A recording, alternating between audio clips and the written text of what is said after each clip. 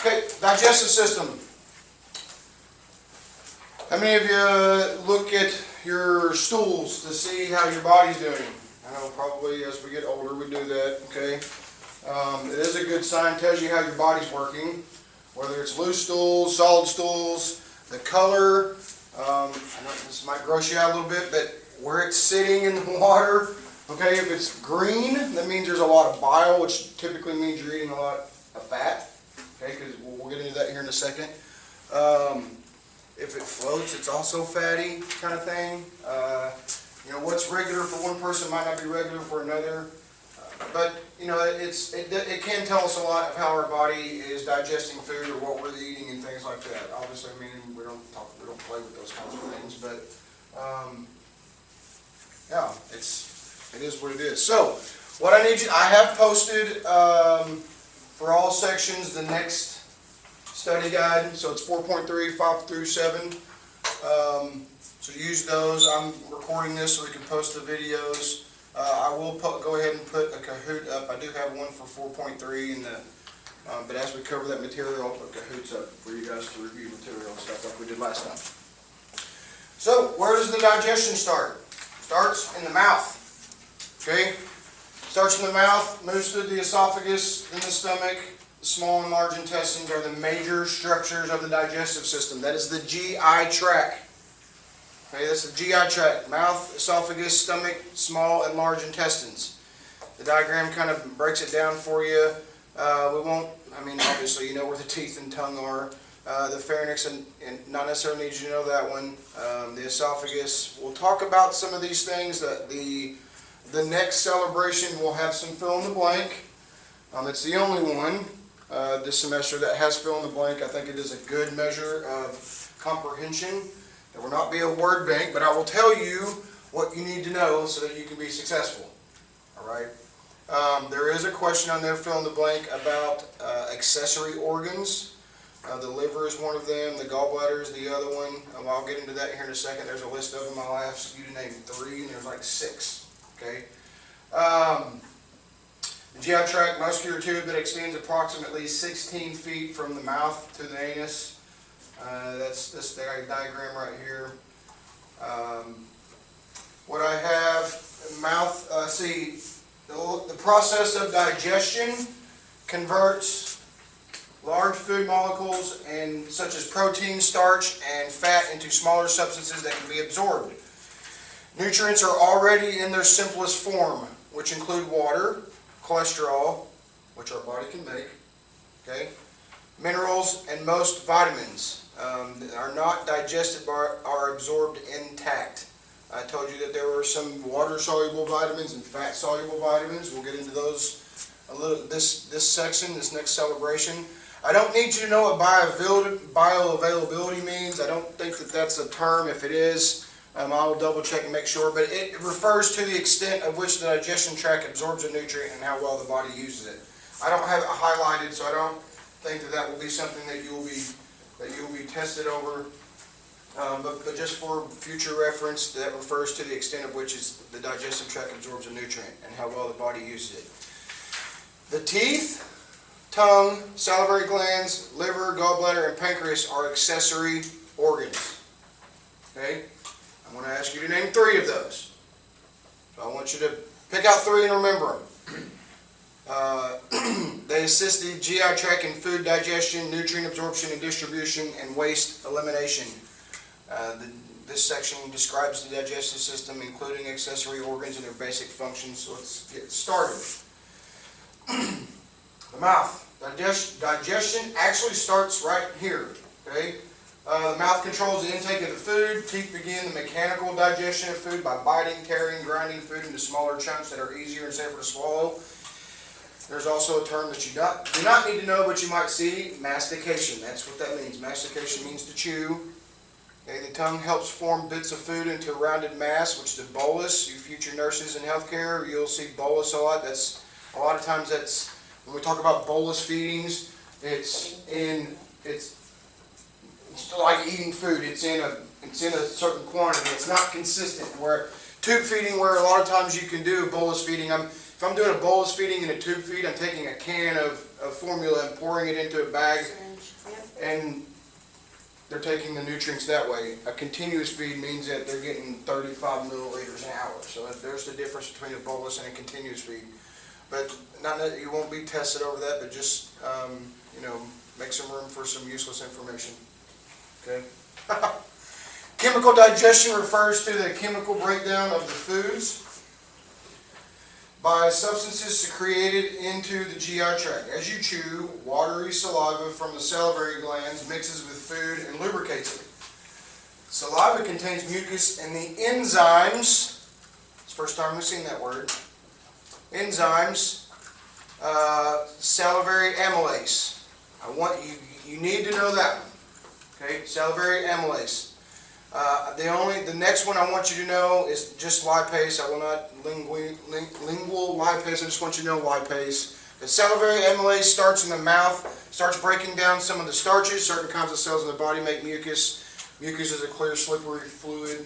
I do have that underlined, so I don't think that's difficult for people to remember, but it does help move our food. It coats the food. It keeps it together. The salivary amylase enables a minor amount of starch digestion to occur in the mouth. Lipase does not begin to digest fat until the food reaches the stomach. Okay, so lipase for fat, salivary amylase for starch. Make that connection.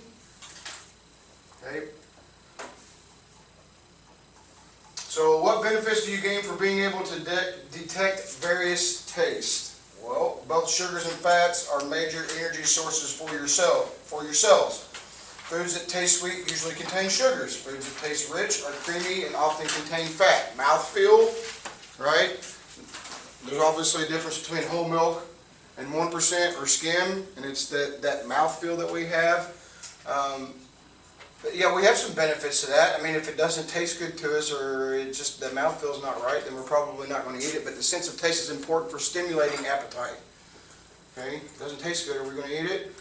I'm not hungry anymore. Right? The chemicals that elicit a bitter taste are often poisonous or spoiled, so you're more likely to eat sweet-tasting foods and reject bitter-tasting. Our gut microbiota actually kind of feeds some of the, and we'll talk about the gut microbiota here in a second, but that actually helps drive some of our hungers. There is a sugar bacteria called Candidus. So if you eat a lot of sugars, you have a higher percentage of Candidus in your gut microbiota, therefore you crave sweeter foods more often. Okay, when you're able to balance that out, you really shouldn't have a lot of that Candidus. Some, but not. It shouldn't be overpowering. Okay. So, where does the digestion start? In the mouth. Salivary amylase does what? Breaks down starch. Breaks down starches. Lipase starts breaking down what? Fats in the stomach, right? So after the mouth, okay, chewing, saliva, man, I'm feeling good. Okay, I like this food.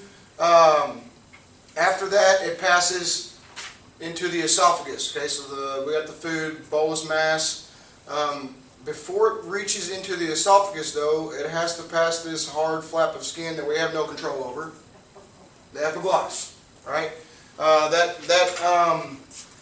flap of tough tissue protects the food from entering the larynx and the trachea. I want you to know both of those, esophagus and epiglottis. Okay? Why is that important? Why is epiglottis important? So it doesn't go into your lungs. Yeah, so it doesn't go into your lungs. What happens if food or water goes into your lungs? Aspiration. Aspiration, yep, choking. Aspiration can cause pneumonia. Okay? We want to avoid that. So that's why we talk about, we eat so fast. We're only given 30 minutes for lunch break, so we're just trying to wolf stuff down, and sometimes that's what happens. I think if you take your time, chew your food, not get in a hurry, I think you're able to avoid some of those things. But it happens, especially if someone says something funny in the middle of you drinking, right? That happens. So favorite foods may seem tasteless and unappealing when you're in an upper respiratory tract infection or inside your nose is congestion. Obviously we see foods. Okay, that's our first indication of if we're going to eat that or not. And then we smell it. If it looks good and it smells good, probably tastes good, right? But I will share with you, and we just some kind of extra information. We have the most taste buds when we're an infant, and as we get older, we lose them, which is why we encourage for you to continue to try even foods that you didn't like 2 years ago. We encourage you to at least try it every once in a while just to see if those taste buds change. How many of you didn't like broccoli when you were a kid? Do you eat broccoli now? No. Still no, okay. Keep trying. Keep trying.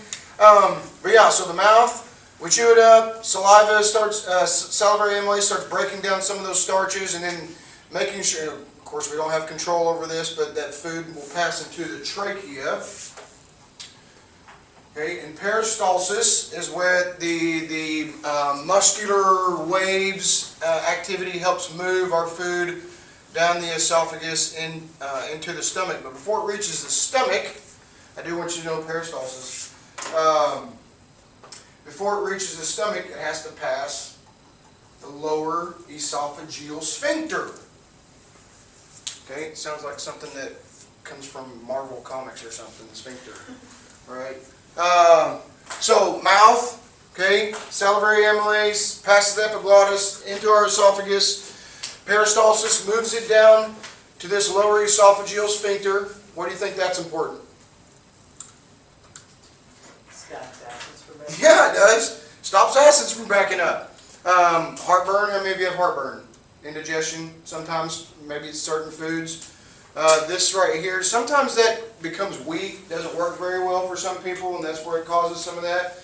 But a lot of the times, it's overeating or fatty foods. Fatty foods and the hydrochloric acid that's produced inside the stomach, it just becomes frothy.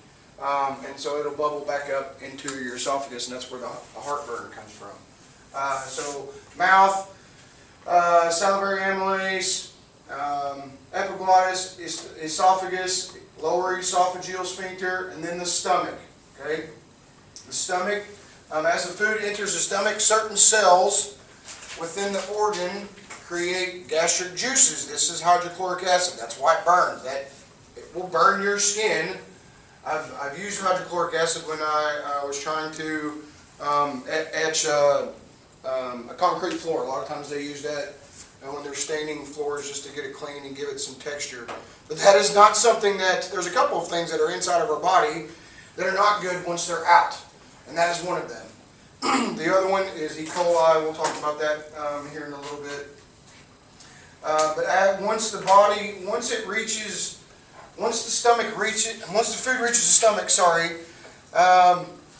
presence of food, the stomach muscular walls respond with waves of muscular contractions. You see how those fibers run in different directions? That's exactly what happens. Our stomach doesn't just do this like a oscillated washing machine, right? It's turning, moving in all directions, help mixing the food up, and it creates chyme. Creates chyme, which is just the semi-solid liquid at that point. And about every 4 hours, your stomach will empty foods into the small intestines. Okay. And before it does that, there is another sphincter. So you have the lower esophageal sphincter at the bottom of the esophagus before it enters the stomach. And then you have another sphincter called the pyloric sphincter before it enters into the small intestines. This keeps food from entering the small intestines before it's ready. There are some conditions called emptying. There's another term for it, but what happens is the stomach empties food too soon. Okay, and that can be if you haven't eaten for several days, your stomach can go to sleep. We say go to sleep. So you can't just go straight back into feeding it, right? You have to gradually give it a little bit, wake it back up. Otherwise, gastric dumping is what it's called. Dumping is what will happen. You'll eat too much, and then the stomach, because it's not awake yet, empties food into the small intestines before it's ready, and it can cause some problems.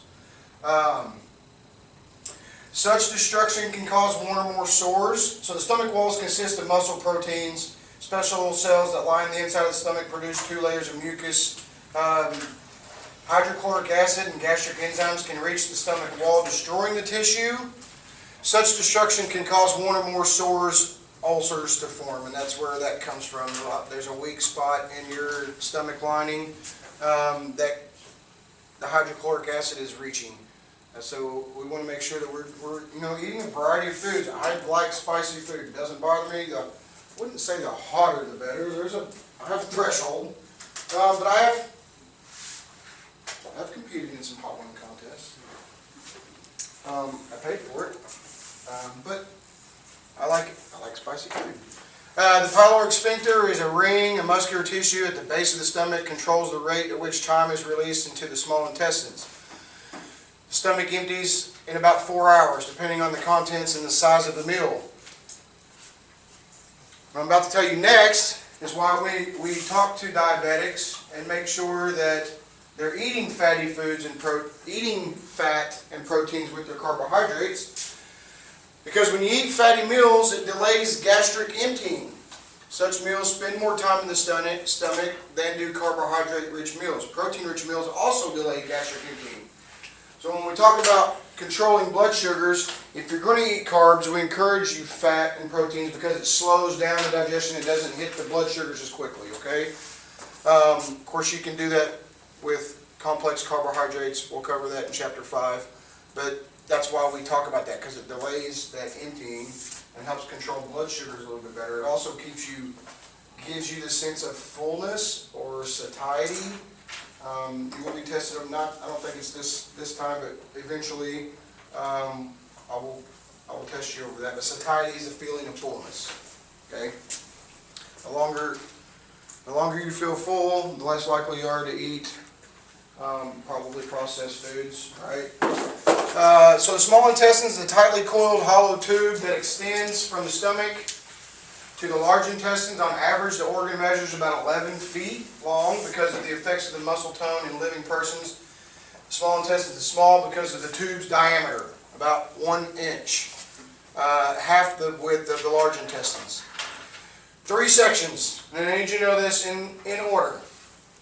Once it empties the stomach, past the pyloric sphincter, the small intestines, the first one is the duodenum or duodenum. I've seen that pronounced tomato, but duodenum is only about 10 inches long. Within the duodenum, the acid stomach contents mix with an alkaline fluids secreted by the pancreas, gallbladder, and duodenum. What are the pancreas and gallbladder? What do we consider those? Accessory organs, yes. This process neutralizes the acidity of chyme and enables the enzymes to function more like alkaline conditions. The middle segment of the small intestine, so it goes duodenum and then it goes jejunum. Okay, and then after that, the last portion of the small intestines is the ileum. Need to know this, true or false, most digestion and nutrient absorption occurs in the small intestines, specifically the duodenum and the jejunum. Okay, that's where a majority of our nutrients are absorbed. Lumen, I don't know I don't have that highlighted, so I don't think that you will be tested over that, but it is a hollow space in an organ or structure that is surrounded by walls, such as the lumen of a small and large intestine. I will just skip over that. So some additional information. Feeding-wise, if we're talking about tube feeding, I mentioned that earlier. Talk about tube feeding. There's the first way that we can feed someone that's not able to eat, let's say they're on a vent, is nasogastric. Okay, we go in through the nose, drop it through the esophagus, into the stomach. It's a liquid nutrition. We can take a PEG tube, and there are 3 places that we can put that. We can put it straight into the stomach, right? So we can feed through a port. Okay, we can also put it, if the stomach's not working very well, or there's an issue, or whatever the case may be, we can put a PEG tube into the duodenum and the jejunum, and we can feed directly into that. Now that's a different formula because there's not the hydrochloric acid and the other enzymes in the stomach that help break those things down. So typically, if we're feeding into that spot, it's osmolite. It's easier to absorb in through the small intestines. So absorbing and transporting nutrients. Out of this little section right here, what I need you to know, focusing on this little diagram right here. The lining of the small intestines is not smooth. Okay, it has circular folds that look like rings, and the surface is covered by tiny finger-like projections called villi. Okay, and those villi have capillaries where the nutrients are absorbed through the villi walls and enters the bloodstream, and then it is transported throughout the body. The villi capillary, which is the structure of the portal venous system and the hepatic portal vein. Just some information for your future health care, and we'll not test you over that. But what I do want you to know is that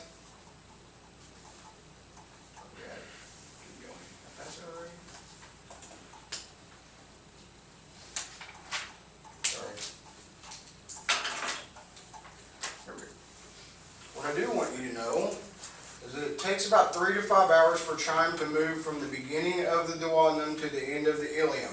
Okay, so that's small intestine. So 4 hours roughly for the stomach to empty, and then another 3 to 5 hours for chyme to move through the small intestine.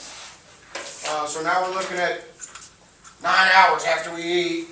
It's somewhere approaching our large intestines. The other thing that I want you to know is this right here, that about 7.6 to 8.5 quarts, roughly 2 gallons, okay, of water from ingested foods and beverages and the secretions of the intestinal cell walls entering into the GI tract daily. 2 gallons. From the foods we eat, from the beverages we drink, and then all the secretions from the cell walls, intestinal cells, produce about 2 gallons of water a day. Most of the water is absorbed along with other nutrients in the small intestines. There are water-soluble vitamins, so we need water for our body to absorb those. And then there are fat-soluble vitamins, which we need fats for our body to absorb those as well.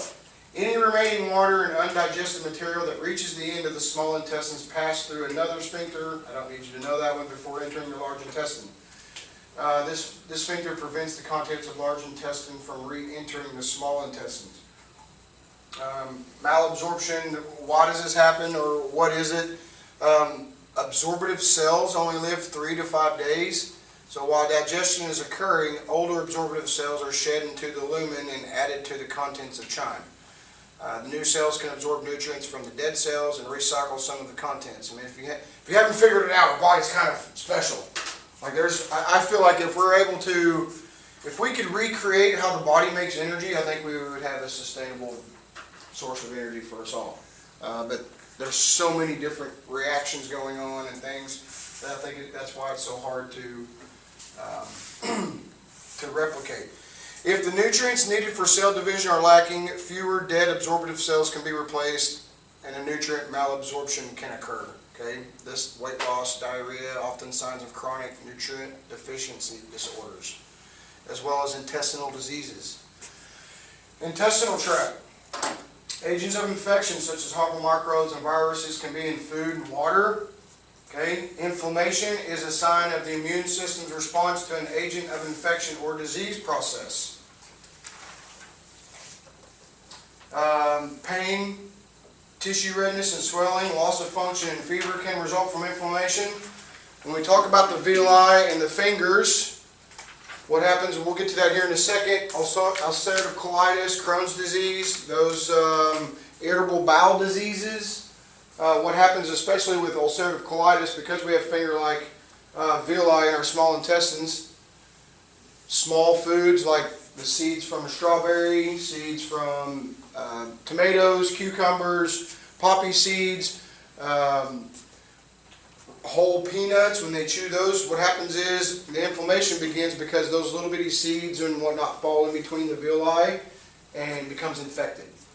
And that's what causes irritation. It can cause diarrhea, it can cause cramping, doesn't feel very good.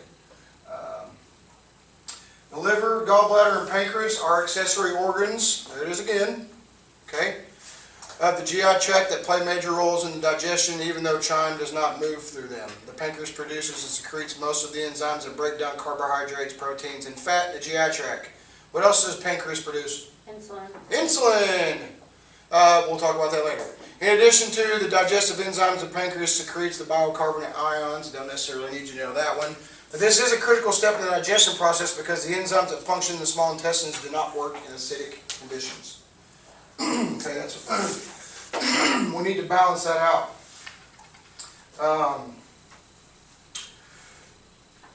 The liver processes and stores many nutrients. This organ also makes cholesterol. Remember we talk about if the body cannot produce enough for the body to use and we have to get it from food, it's called what? Oh, The nutrient becomes essential. If our body can, that was a test, that was a question. If our body's not able to produce it and we have to get it from food, it's essential. Okay? Cholesterol is not one of those things because our body can make that. It uses this lipid, it's a fat, to make bile. Kind of preluded to that just a second ago. A substance that prepares fat and fat-soluble vitamins for digestion and absorption.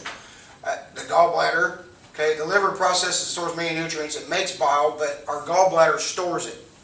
That's why we can live without it. Okay, it can be removed.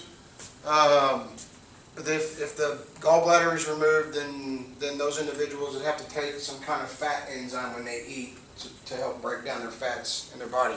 I'm not going to call it a useless organ, but it just holds bile. When acidic chyme, and particularly fat in the duodenum and the small intestine, sends a hormonal signal to the bladder, and as a result, the bladder contracts, releasing bile into the bile duct. The book has a picture here of gallstones. How many of you ever had gallstones? I just had my gallbladder taken out. Did you? So you take an enzyme for, you don't? They didn't prescribe you anything? You just stay away from fatty foods. That's a good way to do it. Cystic fibrosis, okay, is an inherited incurable disease that is usually diagnosed in early childhood. Does anybody know anybody with cystic fibrosis? My sister-in-law just passed away from it. She did? My Yep. cousin passed away from it whenever he was like 2 days old. Yep, it's pretty brutal. So what happens? Certain cells produce thick, sticky mucus that blocks passageways, particularly in the respiratory and digestive systems. CF can suffer from serious breathing problems and respiratory infections. The pancreatic ducts of an infected person can also become blocked by thick mucus, which interferes with the organ's abilities to deliver enzymes to the small intestines. So really, I mean, it just it's terrible. Cystic fibrosis and ALS, not the same thing, but I mean, those two uncurable diseases just they wreak havoc.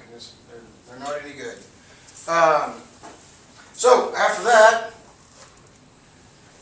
we go into the large intestines. It's shorter than the small intestines. It's larger because it's bigger, round circumference, but as you can see, the diameter is wider. The large intestines' major sections are the colon and the rectum. Cells that line the large intestines produce a couple of layers of mucus. The mucus helps protect and lubricate the walls of the rectum. Why do we have the large intestines? So that you can void. Say that again. So that you can void. So you can void, defecate. Number 2. Quick joke right quick. Little boy asks his dad, "Dad, do pencils go to the bathroom?" He said, "Yeah." "Where do you think we get number 2 pencils from?" Ha ha ha. Lame. Anyway, so in a healthy person, it can take 30. There's no villi in the large intestines. Okay. In a healthy person, it can take 30 to 40 hours for any remaining undigested material to move through the large intestines to become semi-solid feces or stools. 46% of feces consist of bacteria that normally live in the large intestines. E. coli is one of them. Is E. coli good for us to consume? Heck no. But it lives inside of our gut because it helps break down proteins and nutrients and so our body can absorb them, right? So, but still, 30 to 40 hours, we're already identified 8 hours. Okay, once it reaches the large intestines, now it's 30 to 40. So we're talking 2 days later is what my body's getting rid of from what I ate. but a majority of what's transported in the large intestines that I want you to know is water. Water moves through the intestinal walls. There are some minerals that get absorbed as well, but it's mainly water. Feces remain in the rectum and lower section of the large intestines until muscular contractions move the material into the anal canal and then out of the body through the anus for defecation. The timing of the stage varies, generally occurs in healthy children of 4 years of age. So this is a good diagram, kind of sums it up for you. Digestion starts in the mouth with salivary amylase, okay, and lipase for fats. The teeth and the tongue help that. Teeth chew it up, tongue moves it to the back of the mouth, then through the esophagus, or past the epiglottis, then through the esophagus using peristalsis, lower esophageal sphincter into the stomach, starts starts mixing those things with hydrochloric acid. Pepsin, the book hasn't really mentioned that yet, but that helps break down proteins. So salivary amylase helps break down starches. Okay, lipase helps break down fats. Pepsin helps break down proteins. If I can help you remember that, lipase lipids for fats, pepsin proteins. I don't have one for that one, but I got 2 out of the 3. After the stomach, pyloric sphincter into the small intestines. And what are the 3 sections of the small intestines?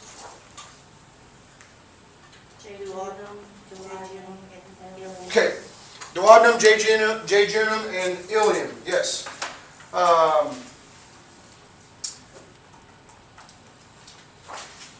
Gut microbiota. The duodenum and the jejunum of a healthy person's small intestine usually have a few microorganisms residing in them. On the other hand, the large intestine is home to viruses, fungi, and various sorts of species of bacteria, which are collectively called gut microbiota.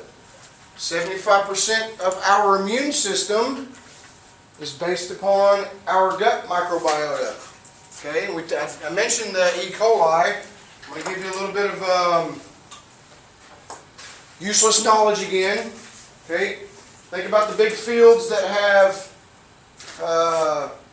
let's say spinach. Okay, huge fields, not like the fields that we have here in Arkansas. I'm talking hundreds of acres. I know there's hundreds of acres, but we're talking spinach, and we're out there harvesting that. Think they put porta potties out there? How do you think they get to the bathroom if they have to go? Go in the field. Boom. E. coli lives in our intestines. We release those in our stools. That's why we need to wash our hands. Okay, so we're not passing E. coli on to somebody else, because even though it lives inside of our gut, we should not be consuming that. It will make us sick and you can die. Okay, wash your hands after you go. If you just enter the bathroom, wash your hands. Interesting, the composition of bacterial species varies from person to person due to individual differences, including diet. Remember I mentioned candidas, based upon those that like to eat sugary foods. Other lifestyles, age, health status, emotional stress. I've mentioned that stress has impact on your heart, impact on your immune system, on how your gut works, and antibiotics. Antibiotics can interfere with that as well.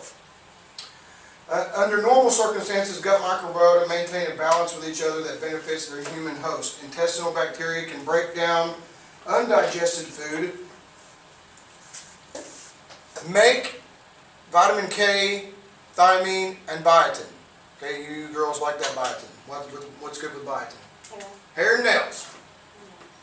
Okay, hair and nails, which the human host may be able to absorb and produce substances that the colon cells can use for energy.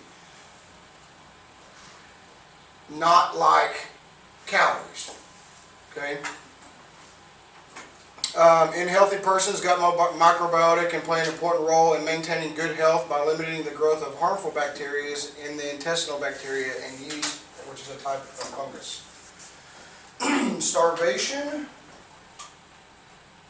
antibiotic use, and excessive emotional stress are among the factors that cause intestinal dysbiosis. I have that one highlighted.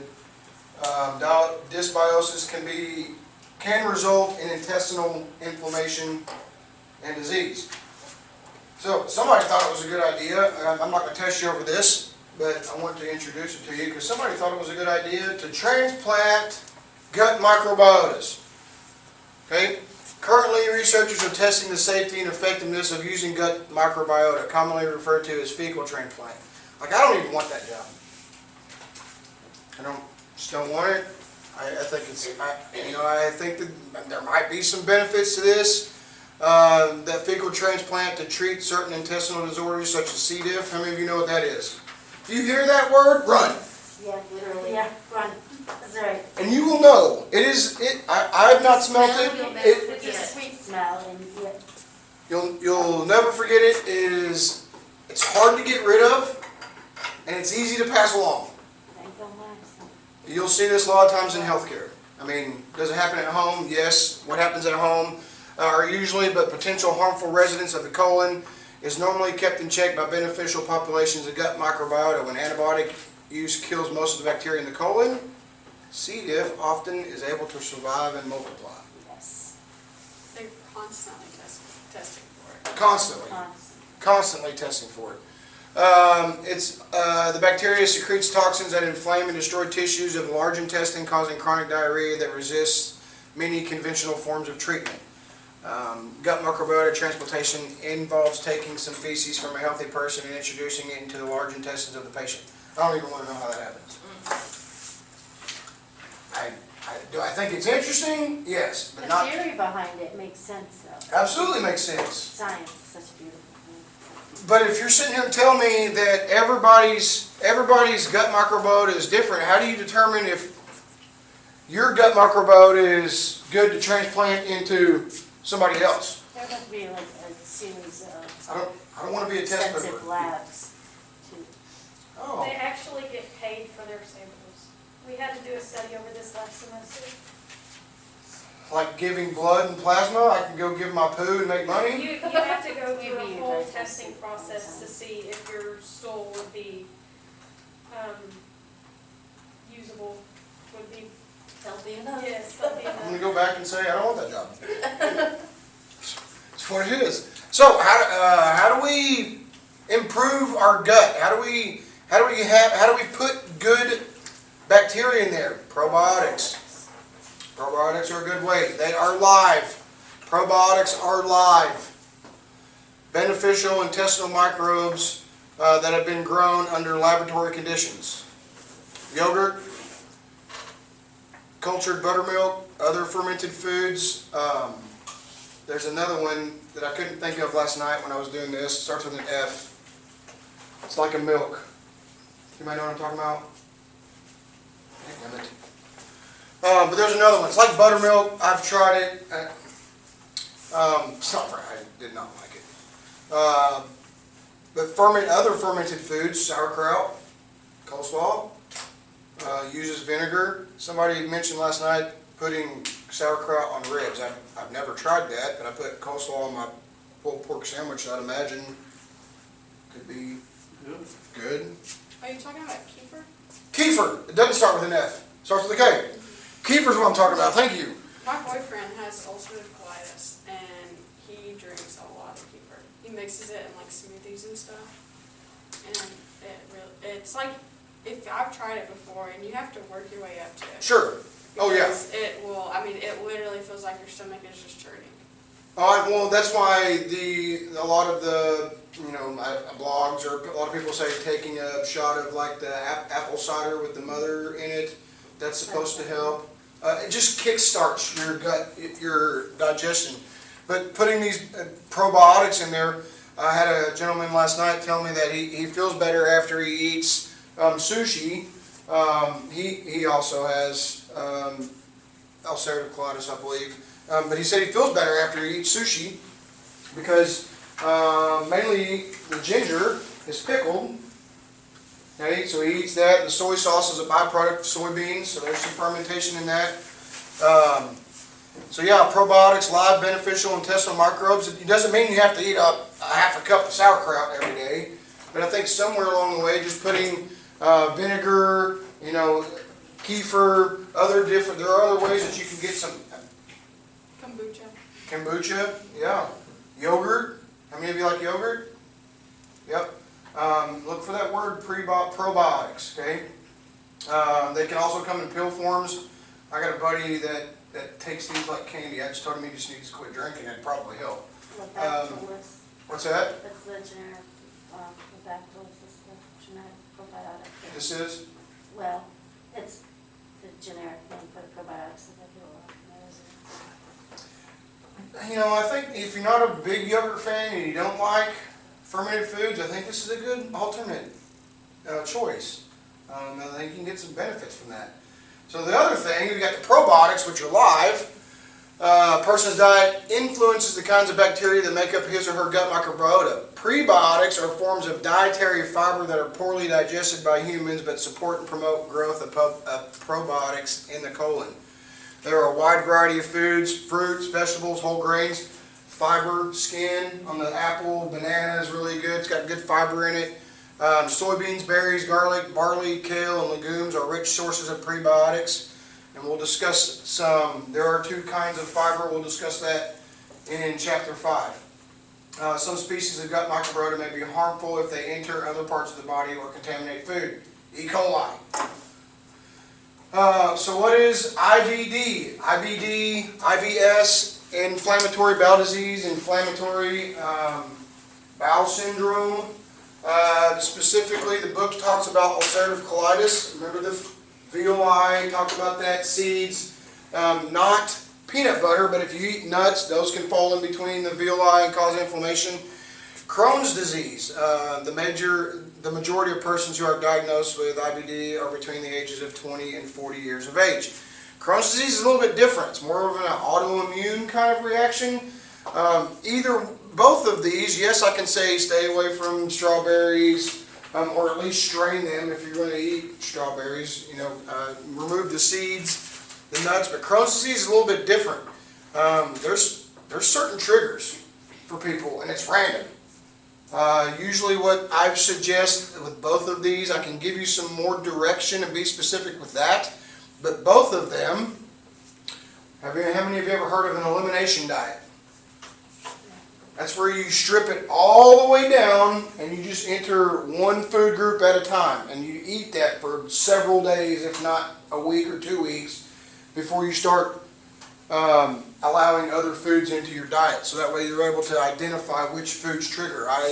There was a girl in one of my classes when I was at UCA, she had Crohn's disease and meat was her trigger. It's just random. And so she had to stay away. She had to stay away from beef. I think there were certain things that she could eat, but it was still just not very good. We do not know what causes these. People with disease have immune systems that react abnormally to bacteria and viruses in their digestive tract. So ulcerative colitis, not going to go into depth. If you want to read that, triggers, flares from certain foods. Okay, the book talks, however, some people with diseases learn to avoid certain foods and beverages because consuming these seems to trigger flares. Include eating small meals more often, drinking more liquids, but avoiding carbonated drinks, eating high fiber foods. So there are some suggestions here. There's no cure. You just have to manage it. Same thing with the Crohn's disease. Diarrhea, painful abdominal cramps, loss of appetite, weight loss are typical signs and symptoms of this. Unfortunately, there's no cure for those. We have some medications and there are suggestions to manage that, but unfortunately you just have to live with it. It's really weird. My boyfriend, when he was going through like a bad flare, he would get like raging eczema. Huh. Like not almost blisters when it was bad.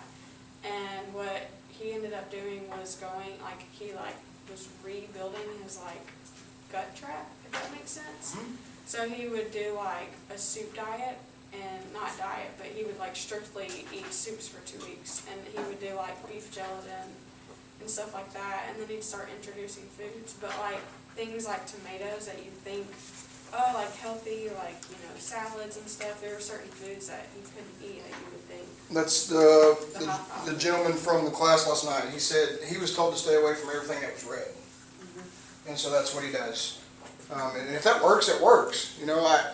I would not, This is a little different, you know, we talk about not eating broccoli because we don't like it and trying those things, but this is way different, right? I mean, I don't, this is, what's that? Even rice, like, he has to do stuff like quinoa, stuff that he can digest better because his stomach can't break down the, rice, because it's bleached and like rice isn't. Has he absorbed tried in the whole water. grain rice? Mhm. And that still doesn't work? He does the whole grain rice, but he can't do like the white rice, which is bad because his favorite thing is sushi, but like, I guess that worked for him, but the white, it's not, I didn't realize that rice isn't actually white. No. Like, it's not naturally white, so sushi and stuff like that. Well, and the white rice becomes stickier, so it holds the better together well. I don't know, you probably could, you just have to cook the living dog water out of brown rice before it becomes sticky. So, what about oatmeal? He can eat it, it's kind of one of those things that he does every once in a while, but he'll go through really, really bad flares, and it's like, I don't know, the flu. Yeah, no, it's terrible. I mean, if you know anybody, I don't know, that's not something they enjoy. I had a bout of it this weekend.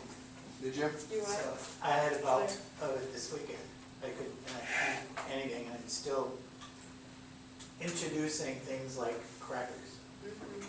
So there's no beef, there's no tomatoes, there's no whole grains, there's no nuts. Unless it's like creamy peanut butter, right? Unless you grind it to a pulp. Yeah. It's fine enough that it's not gonna get stuck. Yeah, yeah. I wonder if that, from the ulcerative colitis, I wonder if it's because the villi are longer. Possibly. In nursing school, when we were going through the digestive tract and we were actually just learn all the diseases, they gave us a balloon filled with popcorn and it was deflated. And they gave that to all of the students and they said, to feel this balloon is what it feels like inside the intestine of a person with ulcerative colitis. In comparison, like it doesn't break down, it just kind of solidifies there. So Popcorn is probably one of the worst. Yeah, Yeah. that's what they Yeah, oh, used. yeah. That's what they used as their example to teach us in nursing school. Sure. Puffed corn, if you can find it, is great. You at least get the flavor of the corn. That makes but sense. Puffed, no. Puffed, yes. Huh. Interesting. Well, that's 4.3. Thursday, we will start with chapter 5. The next celebration that we have is not scheduled until the last of this month. That week of end of February, beginning of March will be our next celebration.